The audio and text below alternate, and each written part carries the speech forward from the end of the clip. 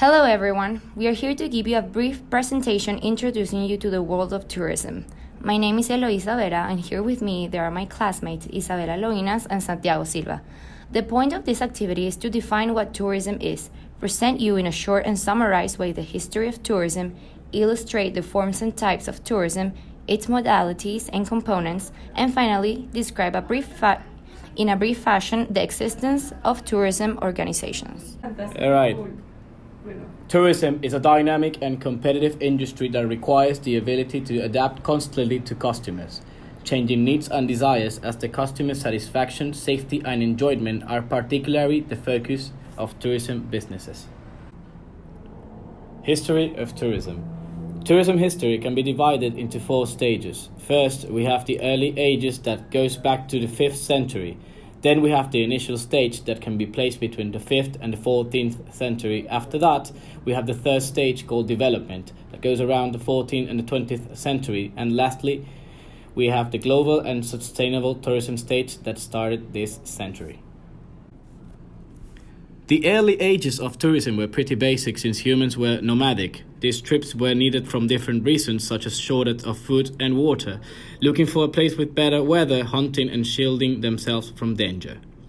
Villages started to appear as human evolved and became more sedentary. Important factors that need to be mentioned from this period are the appearance of the first vehicles, sleds, camels, horses, etc., and the invention of the wheel to be used in carriages. Then came the Middle Ages, between the 5th and the 14th century. New empires emerged and traveling became a matter of war, business, or pleasure.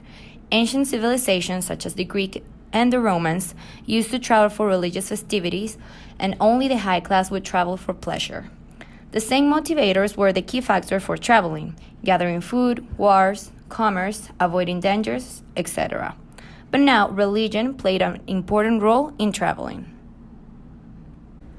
Now we're entering the development stage that goes from the 14th century to the 20th. This is a very interesting period of time. It's not as long as the Middle Ages, but its beginning starts with the Renaissance era.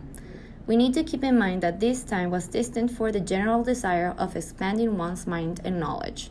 The discovery of America was made by Columbus in 1492, and the first passports were issued in England in the 15th century. The Grand Tour, considered a predecessor to modern tourism, took place between the 1600s and the 1800s.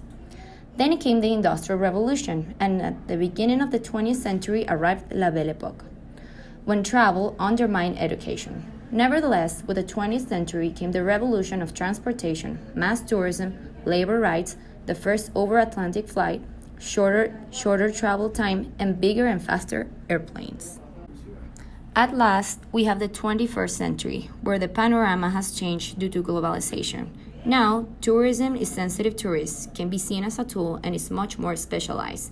The internet plays a key role in how we travel, and experiential tourism has changed the involvement and participation of tourists, who are now bringing more awareness to the experience. Forms of tourism. The inbound tourism comprises the activities of a non-resident visitor within the country of reference on an inbound tourism trip. The outbound tourism comprises the activities of a resident visitor outside the country of reference, either as a part of an outbound tourism trip or as a part of a domestic tourism trip.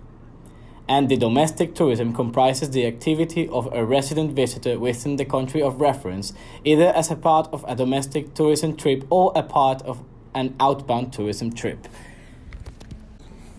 The modalities of tourism can be resumed into business tourism or personal tourism. The business tourism is the activity in which visitors travel for a specific professional and/or business purpose to a place outside their workplace and residence with the aim of attending a meeting or an activity or an event. The key components of business tourism are meetings, incentives, conventions, and exhibitions. On the other hand, personal tourism are the trips that people take for personal reasons. These include holidays, educational tourism, healthcare tourism, religious tourism, and others. Specifically, the educational tourism should be implemented in all schools and universities because it is the best way to learn and travel. Components of tourism. There are different components in the travel industry. These are attractions, accommodations, accessibility, and amenities. The first of them is the key that attracts people to travel. This includes from cultural sites, monuments, and national parks to mountains, beaches, and sports events. On the other hand, the accommodations include lodging, hotels and resorts, and restaurants, which makes the stay even greater. Then, the accessibility is characterized by the transportation, which is considered as one of the key factors in tourism, because without it, the tourists couldn't reach the places they are going to visit in the country. This includes from taxis and subway to airplanes. Lastly, the amenities are some complements to the attractions. For example, some tours, cinema, festivals, and agency who could plan some fishing or water activities.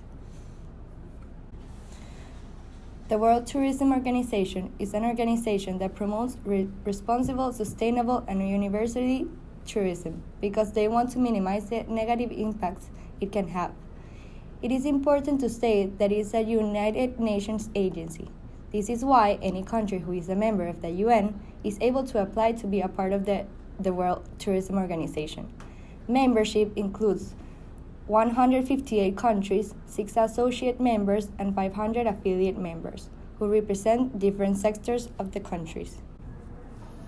Other associations. The international association include IATA, International Air Transport Associations, or IATA, ICAO, International Civil Association Organization, PATA, Pacific Asia Travel Association, and IRA, International Hotel and Restaurant Association.